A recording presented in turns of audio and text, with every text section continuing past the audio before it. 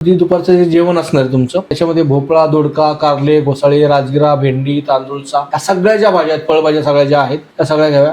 पालेभाज्यामध्ये specific मेथी, तांदूळचा, राजगिरा, चाकवत ह्या भाज्या मधुमेहामध्ये खूप उपयुक्त सिद्ध होतात, त्या रेग्युलरली घ्या. त्यानंतर संध्याकाळच्या मध्ये थोडासा मुरमुऱ्याचा चिवडा जो आहे तो चालू शकतो, पण बेसनाचे पदार्थ आपल्याला टाळायचे आहेत. तळलेलं नको जास्त तिथं. संध्याकाळच्या जेवणामध्ये मात्र भात पूर्णतः टाळायचा आहे, भात अजिबात खायचा नाहीये. त्याच्याऐवजी ज्वारीची भाकरी आणि ज्या काही भाज्यावरती मी सांगितलेल्या आहेत त्या भाज्यापैकी कुठलीही एक भाजी आणि डाळीचं पाणी, डाळ अजिबात नकोय. हे जर संध्याकाळच्या जेवणामध्ये घेतलं तर खूप फायदा होतो.